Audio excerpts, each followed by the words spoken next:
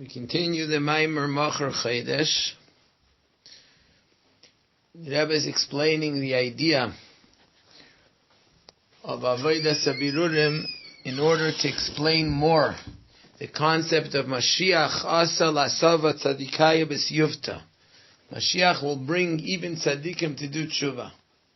So the Rebbe says if it's just the fact that a tzaddik realizes that based on the reality of Elokus, based on what Hashem is really about, my avodah until now was almost like a sin, that's something that you don't need Mashiach for. That's something which has been beforehand also.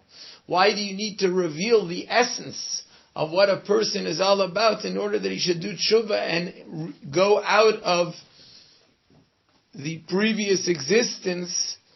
If it's just because I'm going to a higher level and serving Hashem, that's something which is constant. And if it's because Mashiach will reveal the etzem, and it could be that a person is complete and a tzaddik only on the outward things, only through his actions and his behavior outwardly, but his essence is still in the depths of klippus. But we're talking about all tzaddikim. Even Moshe Rabbeinu before his passing, he came to the revelation, the Gili of Mashiach, and he felt the Gili of Mashiach, and he saw the essence of Mesirus Nefesh, and that brought him to tshuva. How is that? Moshe Rabbeinu, we can't say, God forbid, that there was anything lacking in his essence. So in order to explain this, the Rebbe begins to explain the idea of the Avodas HaBirurim. The whole purpose of creation, everything that we're all about, is to be down here and to do the birurim, refine the world, which in the words of the Zohar is called lachlala smala biyamina, in order to cause the left to be included in the right side, which means to cause the world down here, the physical world, which is in the left side, where there's a lack, where we don't see godliness, and to make it become included in the right side, to elevate it and refine it until it becomes totally one with the reality of Hashem. How is this done? So in the way that this is done in the practical avodah of a person, starting with the way a person deals with himself, and as a result the way a person deals with the whole material world around him, there's two general ideas.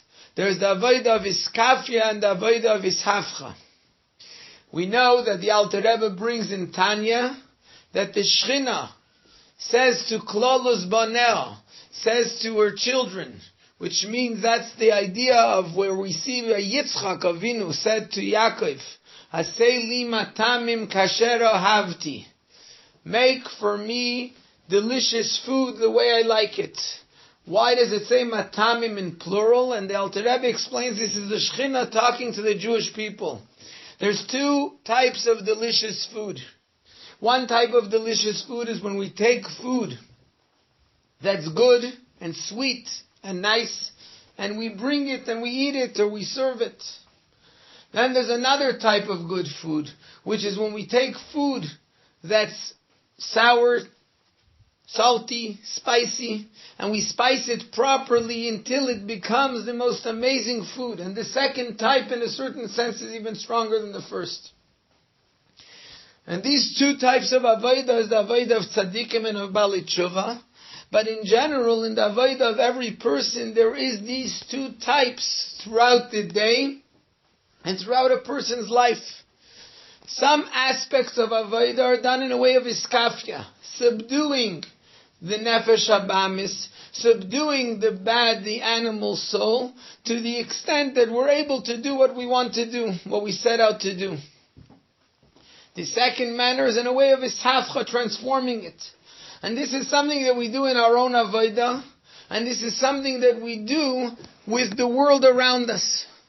And by example, something that the Rebbe explains in general in Chassidus is the idea that when a person wakes up in the morning, the first avodah is in a way of iskafia. My animal soul is strong, it's powerful, it doesn't want to allow me to be involved with godliness. I wake up in the morning, he wants to sleep. The neshama is still ba'apa even after I woke up. the nefesh habahamis is not interested in anything else but thinking about himself. The person forces him. Moidani, I force my nefesh habahamis against its will to accept moide hoida, submission, to accept that I have to do what Hashem wants, to accept the fact I have to wake up in the morning. There's a famous mashpia in 770. His name was Rabbi Itcher Springer. He used to verbring with the Bachram. He used to say, when I want to get up in the morning, my Yetzer Hara, my animal soul tells me I don't want to get up. So I say to him, you don't want to get up? Stay in bed. I'm getting up. I'm going to learn Chassidus. I come to a very cold mikveh. The Yetzer Hara doesn't want to go in. I say, you stay here. I'm going in. And in a certain sense, that's the idea. We tell our nefesh habahamis, whether you like it or not, I'm going to do it. But we force him to accept what he was told. We force the nefesh habahamis to accept it, to the extent that a little later in the day, there's what's called Bal Korcha Yane Amen, which is similar to the what we find in Halacha. Then we come home from Shul. On Friday night, we have two angels that are escorting us. There's the good angel and the bad angel. When everything's the way it should be, the good angel gives a blessing. This is the way it should be next week as well. And the bad angel is forced to answer Amen, which means not only he's forced to accept it, he's forced to actually answer Amen and to give his blessing as well. And it's the same thing in the manner that we work with our animal soul, that there comes a certain part and a certain aspect in our lives when not only is he forced to accept that we're going to do what's right, he's forced actually to go along with it. Those are all levels and ideas of what we call iskafia. We're subduing the animal soul. And that happens in a person's life, that happens with a person's own animal, and that happens also with the world around us. We force the world around us to accept Torah and mitzvahs, to accept Yiddishkeit, to accept godliness. We force the physical material world to accept the reality of godliness. Then there's the next level. That's the idea of Hishafcha. Hishafcha means actually transforming the physical. Taking the physical world, taking our animal soul and transforming him, causing him not only to be forced to answer Amen as he is, as an existence of the animal soul, but to totally, first level of transformation is to totally get rid of him, that he doesn't even have a say.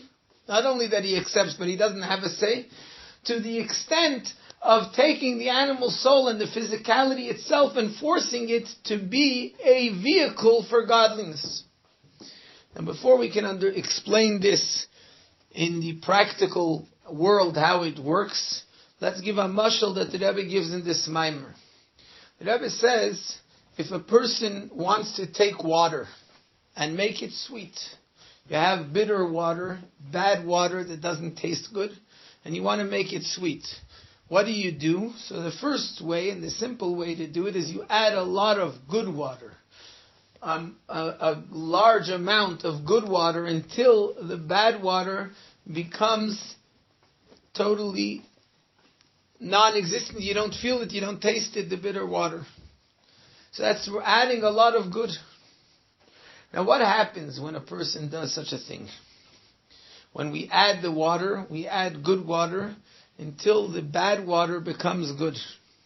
What we actually did is two things. First of all, we actually, in a certain sense, we dealt with the bad water as it is, but it was overpowered by the good until it tastes good as well.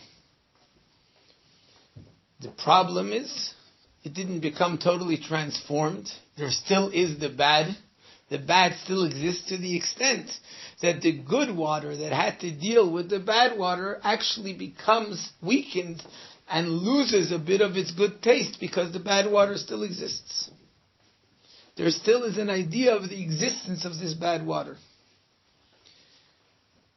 Whereas the avodah of Hishafcha, transformation. So again, the Rebbe gives another example. When you walk into a courthouse, you have a lawyer, a prosecutor and a lawyer, So the defending lawyer is saying for the good of the person, is talking about how the person is right, and the prosecuting lawyer is saying the opposite. Each one is arguing their case fully with all the arguments and all the understanding. Each one believes fully in their case. Now there's two ways that for example, the defending lawyer can overcome the prosecutor. One way is they sit, they discuss, they talk, and they argue, and they fight until he convinces him. When he convinces him, two things happen. First of all, the prosecutor didn't cease to be a prosecutor. He didn't begin to believe in the defense. He was just overpowered. When two people have an argument, one admits to the other, that's called Haidah Moedim. I admit to you. I admit to you means my mind still says one way, but your arguments are too strong. I've given in to your arguments. I still am who I am. And the prosecutor will still look for ways to change it. But now he had to admit to the defense. And the same thing is also in the same vein, the fact that the defense lawyer is arguing with him. By arguing, there has to be some type of, it has some type of effect on him.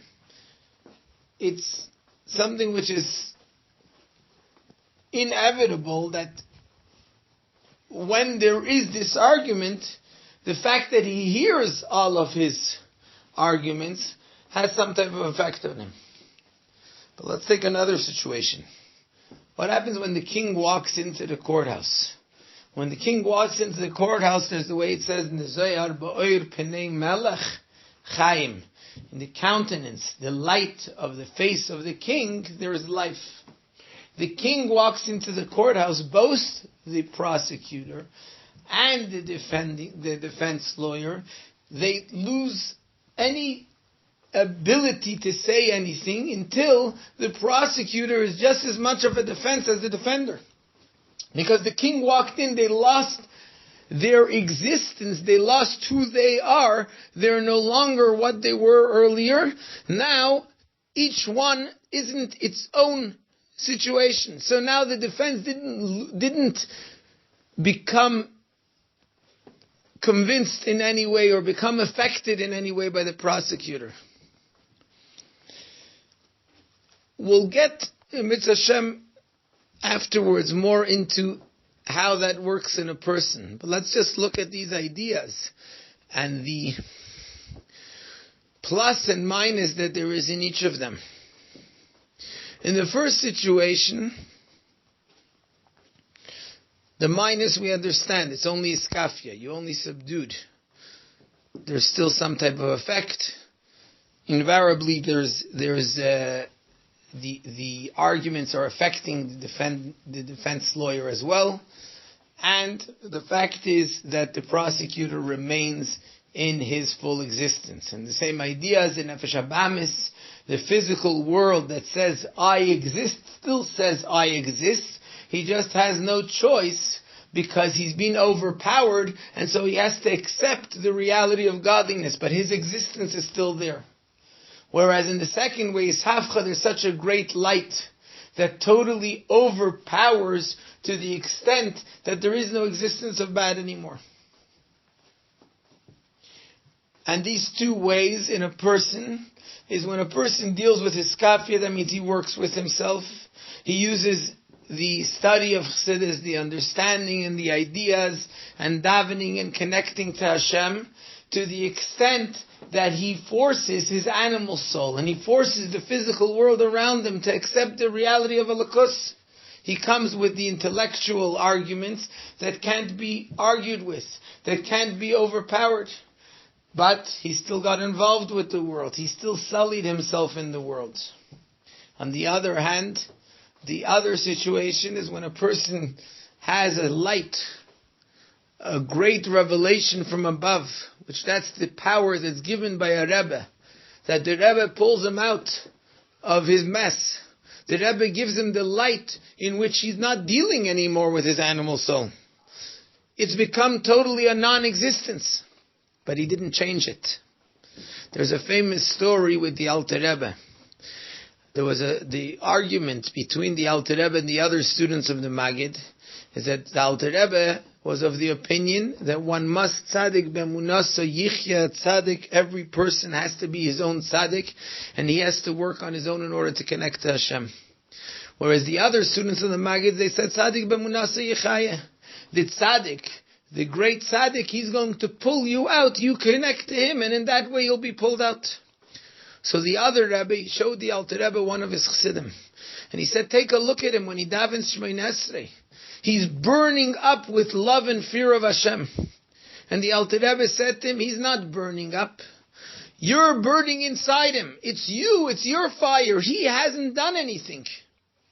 And that was the Alter Rebbe's outlook, and that's the issue that we have over here with the concept of Hisafcha. There is no bad anymore, but I haven't changed the world. The whole point is to change the world, that there is bad and that I convinced it. But yet there's the problem with this kafia. So we're going to learn about Hashem. We're going to go more into this tomorrow, and then learn also about a third option which doesn't have either of those problems.